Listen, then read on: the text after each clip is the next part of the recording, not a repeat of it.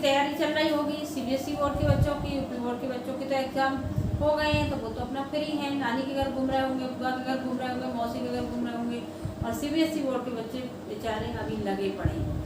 तो time waste करते हुए मेरे सामने कई बार समस्या आ रही है कि बच्चे जो हैं वो लेटर्स को लेकर बहुत ज़्यादा परेशान है कि हमें लेटर नहीं समझ में आ रहा मैडम, हम कैसे लेटर लिखें, इंक्वायरी लेटर आ जाएगा, हम कैसे उसके बारे में लिखें, उसके बीच का फॉर्म कैसे लिखें, क्या करें।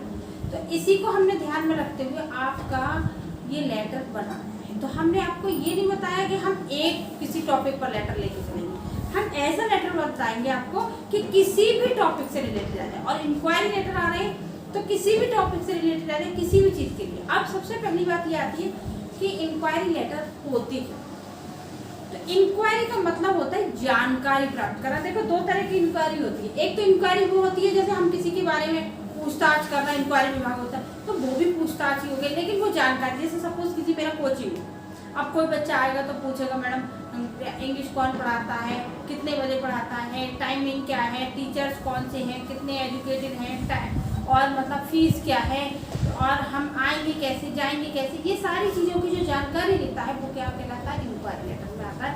तो उसमें और कोई दिक्कत नहीं होती है, तो मतलब आपको केवल जानकारी। अब सुनिए, आपको जैसे एक कोचिंग है, इंस्टीट्यूट है, योगा क्लासेस है, या किसी में जॉब के लिए आप जानकारी मतलब कहीं भी कुछ भी ज्वाइन करना चाहते हैं तो आपको जानकारी या तो न्यूज़पेपर के द्वारा मिलती है, या कहीं किसी में आपको छपा होता है, किसी मैगजीन वगैरह में होता है, या कहीं पर वो एडवर्टाइजमेंट जो करवा देते हैं उसमें मतलब होता है, तो कहीं ना कहीं आपको देखने को मिलता है। उसके बाद तो सबसे पहली बात यह आती है कि लेटर का फॉर्मेट क्या होगा। अगर आपने लेटर का फॉर्मेट गलत लिखा तो भले ही पूरा लेटर सही लिखा है, आप ऊपर नीचे कर दिया तो आपको मार्क्स नहीं मिलेंगे, चाहे आपको मार्क्स नहीं मिलेगा। इसलिए सबसे पहली महत्वपूर्ण बात यह है कि हमें लेटर का फॉर्मेट बिल्कुल सही से लिखना है। तो चलिए देखते हैं कैसे। देखिए सबसे पहले हम क्या लिखते हैं, सेंडर्स एड्रेस।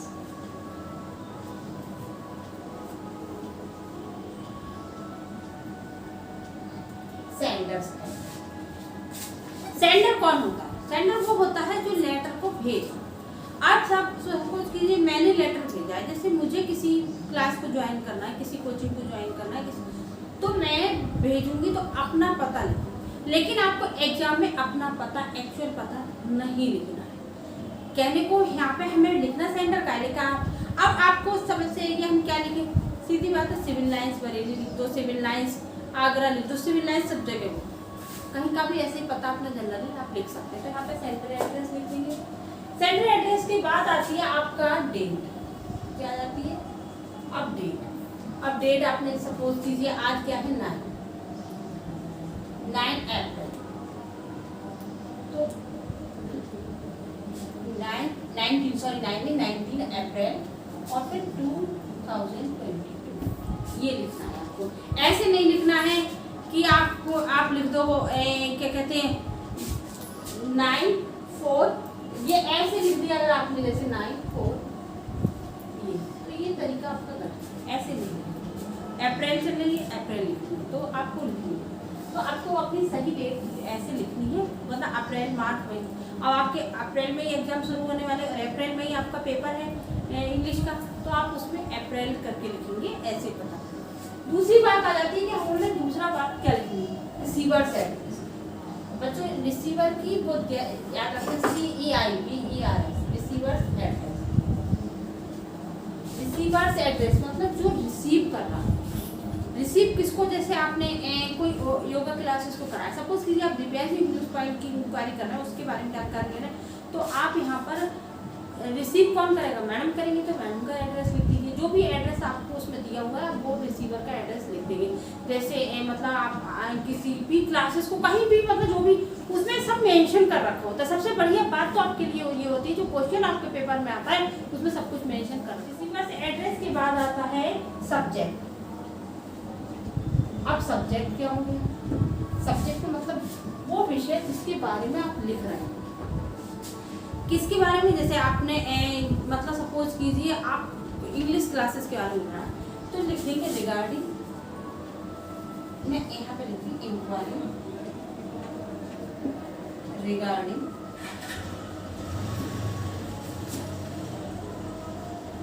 English classes. मैं ऐसे नहीं लिखना फिर कहो मैडम आपने कह दिया इंग्लिश क्लासेस के बारे में, तो हम तो इंग्लिश क्लासेस बता रहे हैं तो आपकी चीटिंग मानी जाएगी, ऐसा नहीं लिखना।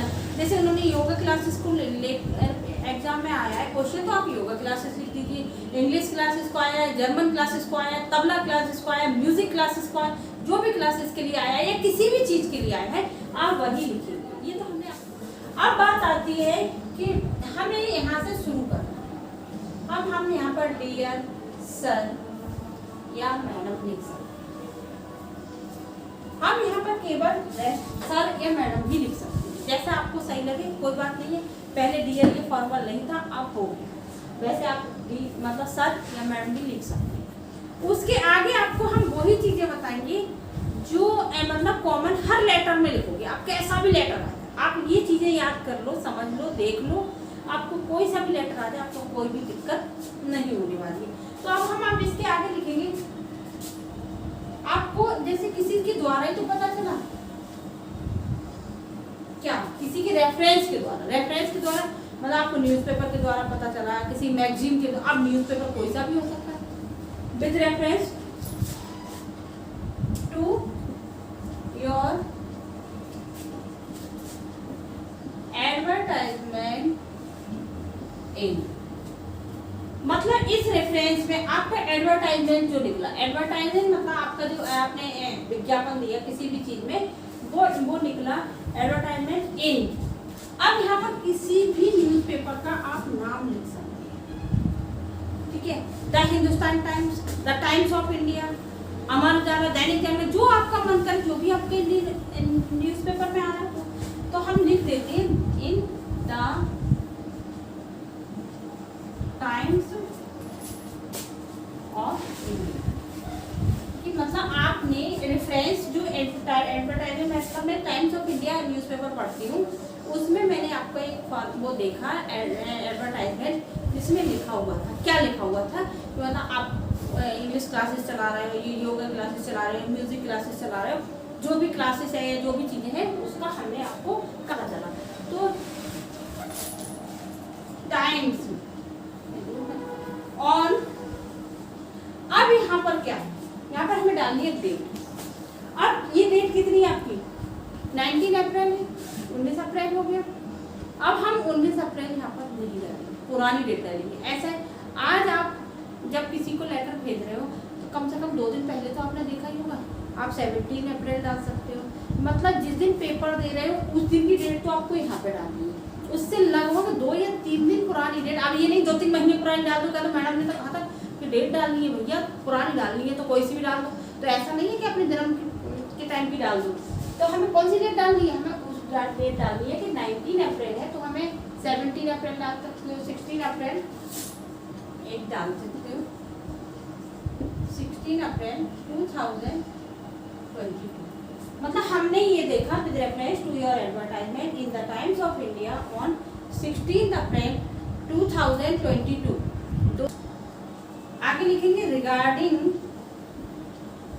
अब यहाँ पे टॉपिक लिख रही हूँ रिगार्डिंग, जैसे हमने लिखा रिगार्डिंग इंग्लिश क्लासेस, तो मैंने ये इंग्लिश क्लासेस के विषय में आप यहाँ पे इंग्लिश क्लासेस लिख सकते हो। अभी यहाँ पे XYZ छोड़ दीजिए, टॉपिक लिख दीजिए, ठीक है। अगर आप डालेंगे तो यहाँ पे मेरा डिजिटल बोर्ड नहीं है, तो बोर्ड मेरा थोड़ा छोटा पड़ जाता है, इसलिए मैं कर। तो with reference to your advertisement in the Times of India, मैं इतनी बार बोलूंगी कि आपको यहीं याद हो जाएगा, ज़्यादा मेहनत नहीं करनी पड़ेगी। 16 अप्रैल 2022 टॉपिक लिख देंगे English classes.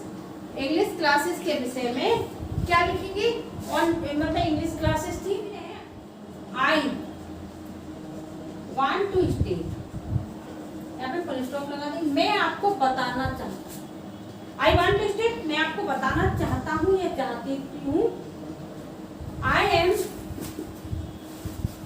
That I am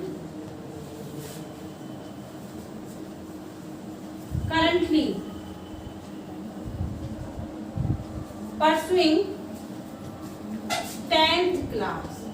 अब यहाँ पर आप बात आई, आप 10th क्लास की स्टूडेंट हो इसलिए मैं 10th क्लास लिखी। आप अगर उसमें कुछ मेंशन कर रखा हो कि आपको ग्रेजुएशन दिखाना है, BA क्लास दिखा रहे हो, BSc क्लास, आप वो भी दिखा सकते हो, और अगर नहीं दिया है तो आप अपना 10th क्लास डाल सकते हो। तो मतलब अब पहले सपोज जब आप किसी दूसरे के बारे में इंक्वायरी करेंगे तो सबसे पहले अपनी जानकारी भी तो लेंगे कि मैं कौन हूँ। पता चली तुम कहीं के आतंकवादी हो, कौन हो क्या हो, तो हमें पहले क्या देना है कि मैं कौन हूँ और मैं आपके बारे में क्या जानना चाहता हूँ। तो मैंने कहा आई वांट टू टेल, मैं आपको बताना चाहता हूँ या चाहती हूँ, I am currently pursuing 10th class, कि मैं वर्तमान में 10th क्लास में state that I am currently pursuing 10th class. मैंने आपको बताया कि मैं वर्तमान में क्या कर रहा हूँ, 10th क्लास कर रहा हूँ या कर रही हूँ, ठीक है।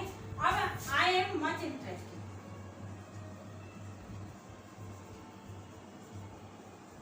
I am much interested in your classes. अगर आपकी इंग्लिश क्लासेस है, कोई भी क्लासेस है, योगा क्लासेस है, म्यूजिक क्लासेस है, तो मेरे को बहुत ज़्यादा इंटरेस्ट है, मतलब बहुत ज़्यादा रुचि है लगती है इसमें कि मैं आपकी इंग्लिश क्लास ज्वाइन करूँगी, या जो भी क्लासेस है जो भी उसमें मेंशन कर रखी है आप वही लिखेंगे।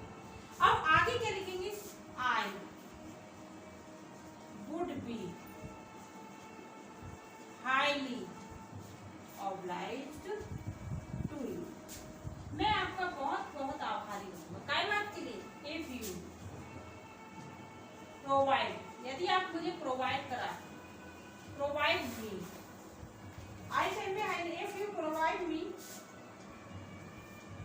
इंफॉर्मेशन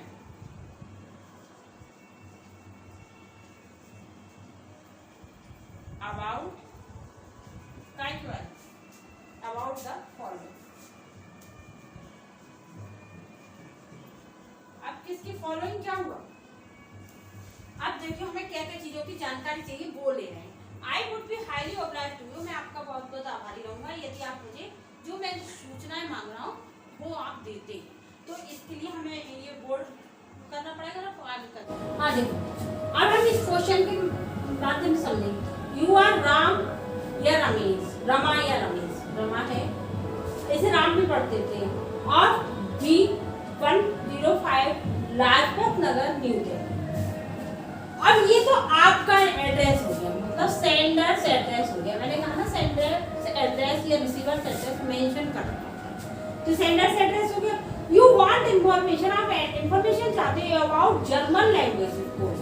जर्मन लैंग्वेज जो कोर्स है, जैसे मैंने बताया इंग्लिश कोर्सेज, ऐसी तरीके से हर कोर्स कोई सा भी कोर्स हो सकता है, उसकी at MSC Chanakyapuri New Delhi, आप एमएससी चाणक्यपुरी न्यू दिल्ली को आप ये पत्र लिखिए, कहा जर्मन, ये रहा रिसीवर पर, कोर्सेज एट न्यू दिल्ली, ये रहा।